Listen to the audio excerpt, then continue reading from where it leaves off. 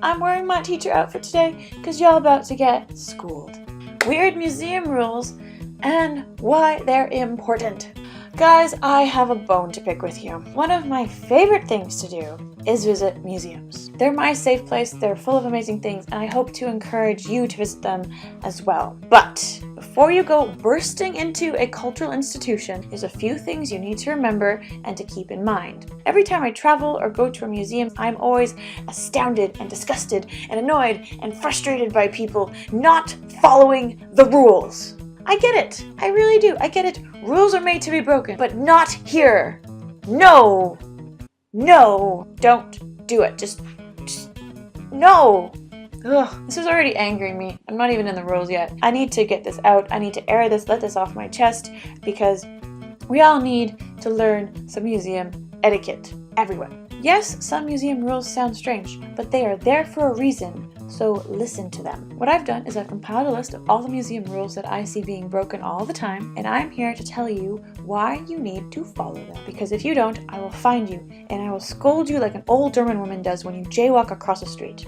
Rule number 1, don't touch the art. Museums are filled with beautiful, amazing things, some of which aren't behind glass. This does not mean you are allowed to touch it. Everyone's got oils on their hands that can really damage artworks. But that is only the tip of the iceberg, my friends. The more you touch, the more you erode, the more likely it is to get damaged. So do what little kiddies do on school trips and put your hands behind your back. Art makes you feel things, gets you excited, makes you want to interact with it. But instead, maybe jump for joy on the inside, or hug a friend, touch them, anything else. Just don't touch the art.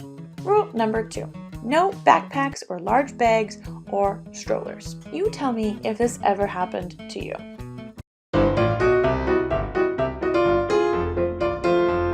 Don't you go lying to me, I know it has. Now imagine going through a busy museum gallery filled with Greek busts on columns. Bad news bears. You only have proper spatial recognition for your own body, not the things attached to it. That is why when you go into a museum and you're still carrying a bag, the guard will probably tell you to put it on your front. The same thing goes with strollers. Moms nowadays are buying these like super cool SUV strollers with all the extra amenities like 4 cup holders and 4-wheel drive and all this other stuff. And sure, that's great. Your kid is riding in style, but that thing takes up space, and maneuvering it around galleries can be very difficult. No matter how good you are at the stroller maneuvering, you are not a Formula 1 driver, and you are not a stuntman.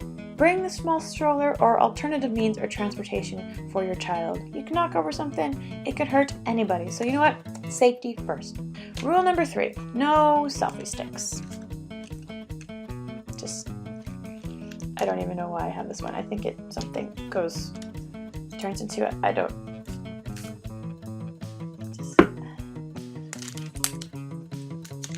Just put it away. This is a new rule that's being implemented in a lot of cultural institutions, museums, everywhere really. And people are increasingly wanting to take selfies with art. I've done it for the gram, but don't be that person who carries around a selfie stick in a museum. Not only is it annoying for other people, it's dangerous. Nobody wants you swinging around a stick in a place that is filled with delicate objects. There's always news stories coming out about people not paying attention while using these, backing up into something and knocking it over. No selfie is worth that. Trust me. Number 4, no food or drink in the museum. Some museums can be huge, and museuming takes a lot out of you, and it only makes sense that you'd want to bring some snacks to keep you going. Bottle of Gatorade for the electrolytes, carrot sticks and hummus for the healthy carbs, you are set. But if we all brought food into museums, leaving a little crumbs wherever we're wandering, we are going to attract pests. And those things suck not only for us, but they also can do serious damage to artworks. Let's not even go into the whole like food dropping on museum pieces fiasco fear. It'll just get me angry. When you plan on going to a museum, please arrive prepared. Carb up beforehand and power through it till the end. You got this. And finally, rule number 5. No flash photography.